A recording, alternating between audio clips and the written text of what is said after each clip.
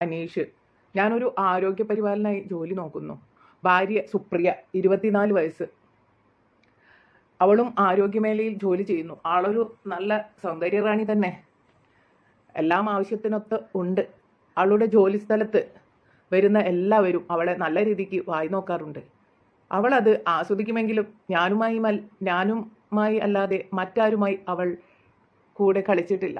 അങ്ങനെ വളരെ നന്നായി ജീവിതം മുന്നോട്ട് പോകുന്ന സമയത്താണ് എൻ്റെ ജോലി നഷ്ടപ്പെടുന്നത്. കുറച്ച് നാളൊക്കെ പിടിച്ചു നിന്നെങ്കിലും പിന്നീടങ്ങോട്ട് ബുദ്ധിമുട്ടായി. അങ്ങനെ ഞാൻ മുടിഞ്ഞ ഡിപ്രഷനിലേക്ക് പോകുന്നു. അതുകൊണ്ട് തന്നെ ഞങ്ങളുടെ കളികളുടെ ജീവിതവും താളം തെറ്റി. അങ്ങനെ സമാധാനത്തിനായി മദ്യപാനം തുടങ്ങി. അവൾക്കത് ഇഷ്ടമല്ലായിരുന്നു. അങ്ങനെ അവസാനം അവൾ വളരെ ദേഷ്യത്തിൽ പറഞ്ഞു, ഇനി നിങ്ങൾ മദ്യപിച്ചാൽ ഞാൻ നിങ്ങളെ ഒരു പാഠം പഠിപ്പിക്കുമെന്ന്. എന്നാൽ ഞാൻ ഇതൊന്നും വകവെക്കാതെ വീണ്ടും മദ്യപിച്ചു. അവൾ അത് കടന്നു പിടിക്കുകയും ഞങ്ങൾ മുട്ടൻ വഴക്കിലുമായി. അവളെപ്പറ്റി പറഞ്ഞില്ലല്ലോ, അത്യാവശ്യം വെളുത്ത നിറം, കയ്യിൽ ഒളിപ്പിച്ചു വെച്ചിരിക്കുന്ന മാമ്പഴം ഒരു 38 സൈസായിരുന്നു. ചരുവം അതിനും അപ്പുറം. വഴക്കിന് ശേഷം ഞങ്ങൾ 2 മുറികളിലാണ് കിടപ്പൊക്കെ. അവൾ നല്ലൊരു കളിക്കാൻ പറ്റിയ ഒരാളായിരുന്നു. അവൾക്ക് കളികളോട് വളരെ ഇഷ്ടവുമായിരുന്നു. ഇപ്പോൾ എൻ്റെ കൂടെ കളിക്കാൻ പറ്റാത്തതിൻ്റെ ദേഷ്യവുമുണ്ട് അവൾക്ക്. ഞാൻ ശരിക്കും പറഞ്ഞാൽ ഇപ്പോൾ ഒരു ഫുൾ മദ്യപാനിയായി. അങ്ങനെ ഒരു ദിവസം വൈദ്യുതി ഇല്ലാത്തതിനാൽ ടാങ്കിൽ വെള്ളമില്ലായിരുന്നു. അവൾക്ക് ബാത്റൂമിൽ പോകാനായി പറ്റിയില്ല. അവൾ പുറത്തേക്ക് പോയി. എന്നാൽ ഇത് അപ്പുറത്തുള്ള ഒരു പയ്യൻ കാണുന്നുണ്ടായിരുന്നു. അവൻ അത് കണ്ടു. അവൻ അവളെ കണ്ടതും ഒന്ന് ഞെട്ടിപ്പോയി. ഇത് കണ്ട് ഞാനും പുറത്തേക്ക് വന്നു. അവളെ ആ രീതിയിൽ ഞാനും കണ്ടപ്പോൾ ശരിക്കും പറഞ്ഞാൽ എനിക്ക് അവളോട് കളിക്കാനുള്ള ആഗ്രഹം വന്നു. അവൾ അവിടെ നിന്ന് എഴുന്നേറ്റു. ഞാൻ എല്ലാം കണ്ടെന്ന് മനസ്സിലാക്കിയപ്പോൾ അവൾ ശരിക്കും ഒന്ന് എന്നോട് ദേഷ്യത്തോടെ എന്നെ നോക്കി എഴുന്നേറ്റ് പോയി.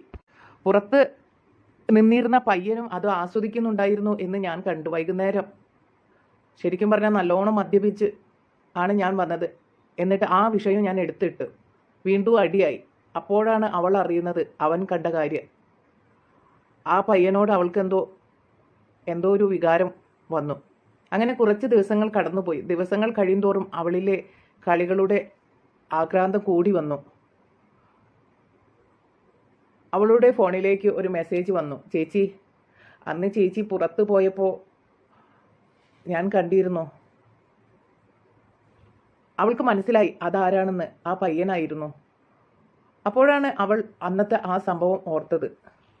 അവൾ ചോദിച്ചു, എന്നെ നിനക്ക് ആ രീതിയിൽ കണ്ടപ്പോൾ നിനക്കെന്താ അത്രയ്ക്ക് ഇഷ്ടമായോ എന്ന്.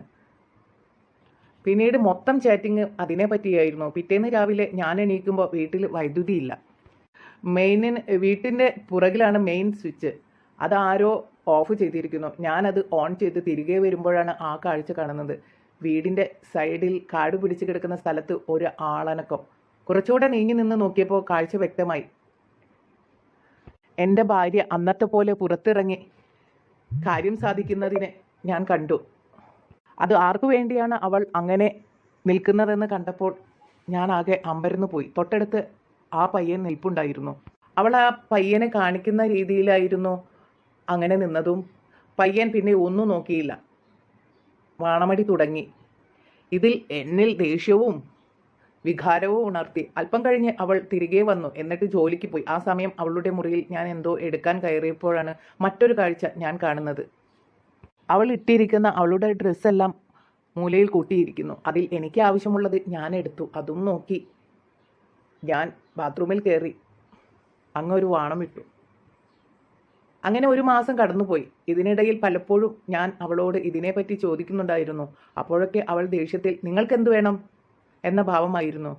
ഇതിനിടയ്ക്ക് ഒന്നും അവളുടെ ഒരു കയ്യിലിരിക്കുന്ന മാമ്പഴം പോലും കാണാനുള്ള ഭാഗ്യം എനിക്കുണ്ടായിരുന്നില്ല. അങ്ങനെ അവൾ കുളിക്കാൻ പോകുന്ന നേരം നോക്കി അവളുടെ ഫോണിൽ മെസ്സേജ് വരുന്ന സൗണ്ട് കേട്ടു. ഞാൻ ചുമ്മാ എടുത്തു നോക്കിയതാണ്. അപ്പുറത്തെ പയ്യനാണ് മെസ്സേജ് അയച്ചിരിക്കുന്നത്. ചെക്കൻ്റെ കുഞ്ഞു കുഞ്ഞ് മെസ്സേജുകൾ കേട്ട് എനിക്കാകെ എന്തോ പോലെയായി. ഞാൻ അവൾ ജോലി വരുന്നത് വരെ കാത്തിരുന്നു. അങ്ങനെ വൈകുന്നേരം അവൾ വന്നു. വന്നപാടെ മുകളിൽ എന്തോ എടുക്കാനായി കൈ പൊക്കിയപ്പോഴാണ് ഞാനത് കാണുന്നത്. അവൾ ഇട്ടിരിക്കുന്ന ബ്ലൗസിന്റെ പുറമെല്ലാം നനഞ്ഞു കുതിർന്നു. അവളുടെ ആ നിൽപ്പ് കണ്ടപ്പോൾ തന്നെ എൻ്റെ കയ്യിലുണ്ടായിരിക്കുന്ന മകുടം ഒന്ന് ഉണർന്നു. കുറച്ച് ദിവസമായില്ലേ. എല്ലാം ആലോചിച്ചു. ഒരു കാര്യമില്ല. പിറ്റേ ദിവസം ഞാൻ നേരത്തെ എഴുന്നേറ്റു. അവൾ കുളിക്കാൻ പോയപ്പോൾ ഞാൻ വീണ്ടും ഫോൺ ചെക്ക് ചെയ്തു. എൻ്റെ ഊഹം തെറ്റിയില്ല. അവൻ്റെ മെസ്സേജ്: ചേച്ചി, അടിയിൽ താങ്ങൊന്നുമില്ലാതെ വേണം കേട്ടോ സെറ്റ് മുണ്ട് കൊടുക്കാൻ. എന്നാലല്ലേ ഇത്രയും നാളത്തെ വ്രതത്തിന് ഗുണമുണ്ടാകൂ. ഇത് കണ്ടപ്പോൾ ആദ്യം എനിക്ക് ദേഷ്യം വന്നെങ്കിലും പിന്നെ വികാരം ഉണർന്നു. അവൾ വന്നു. അവൾ തൻ്റെ പൂക്കിടാനായിരുന്നു തന്നെ വിളിച്ചത്. മനുഷ്യ, ഇങ്ങോട്ടൊന്ന് വന്നേ, ഇതൊന്ന് ഇടൂ. അപ്പോഴാണ് ഞാൻ മാസങ്ങൾക്ക് ശേഷം തൻ്റെ ഭാര്യയെ അങ്ങനെ ആ ഒരു ഇതിൽ കാണുന്നതെന്ന്. ദേഹം തുടയ്ക്കാതെ ഈറനോടെയായിരുന്നു അവൾ സാരിയുടെ ബ്ലൗസ് ഇട്ടിരുന്നത്. അതിലൂടെ അവളുടെ കയ്യിലിരിക്കുന്ന ചരുവവും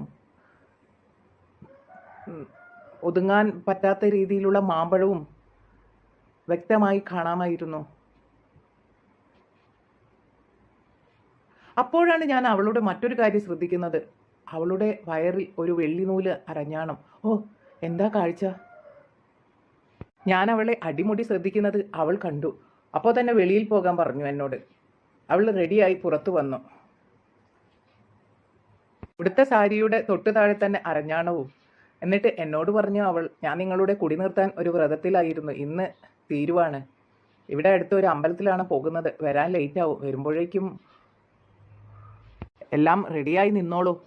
അവൾ ഇറങ്ങി നടന്നു. ഞാൻ അവളറിയാതെ അവളെ പിന്തുടർന്നു. കവലയിൽ എത്തി. അവിടെ രാവിലെ ചായ കുടിക്കാൻ വന്ന കിളവന്മാർ എല്ലാവരും അവളെ നോക്കി വെള്ളമിറക്കി. അതിൽ ഒരുവൻ പറയുന്നത് ഞാൻ കേട്ടു: ഇവൻ്റെ കെട്ടിയോൻ്റെ ഒരു ഭാഗ്യേ. അപ്പോഴാണ് അത് സംഭവിച്ചത്. സെറ്റ് സാരിയുടെ ബ്ലൗസിൽ കുത്തിവെച്ചിരിക്കുന്ന പിന്ന് ഊരിപ്പോയി. അവളുടെ മുന്താണി ഊരി താഴേക്ക് വന്നു. കയ്യിൽ ഒളിപ്പിച്ചു വെച്ചിരിക്കുന്ന മാമ്പഴം എല്ലാം അവിടെയുള്ള കിളവന്മാർ കണ്ടു. ചിലർ അവരുടെ കൈയെടുത്ത് മുണ്ടിന് മുകളിലും വെച്ചു. അവൾ പെട്ടെന്ന് അത് പിടിച്ചിട്ട് ചരുവവും കുലുക്കി മുന്നോട്ട് നടന്നു. അങ്ങനെ അമ്പലത്തിലെത്തി. അവിടെ കുറച്ച് ആൾക്കാരുണ്ടായിരുന്നു. അവരെല്ലാം അവളെ ശ്രദ്ധിച്ചു. എല്ലാവരെയും കണ്ണു തള്ളി. ഞാൻ അവിടെ ഒരു മരത്തിൻ്റെ ബാക്കിലേക്ക് മാറി നിന്നു. അവൾ അവരോട് എന്തൊക്കെയോ ചോദിച്ചു. എന്നിട്ട് നേരെ കുളക്കടവിലേക്ക് നീങ്ങി. നേരെ കുളത്തിലേക്ക് ഇറങ്ങി മുങ്ങി നിവർന്നു. ആ കാഴ്ച കണ്ട് എല്ലാവരും അന്താളിച്ചു നിന്നു. കാരണം ആ ഡ്രസ്സിൽ അവളുടെ സൗന്ദര്യം വ്യക്തമായി കാണാമായിരുന്നു. എന്നിട്ട് അതേ ഈറനോടെ അമ്പലത്തിലേക്ക് നടന്നു. എൻ്റെ പേരും പറഞ്ഞു, അനീഷ്. ഞാനൊരു ആരോഗ്യ പരിപാലനാണെന്നും എന്നൊക്കെ പറഞ്ഞ് അവൾ തിരുമേനിയോട് സംസാരിക്കുന്നതാണ് ഞാൻ കണ്ടത്. തിരുമേനിയുടെ നോട്ടം അവളിൽ തന്നെയായിരുന്നു. അനീഷ്, ഞാനൊരു ആരോഗ്യ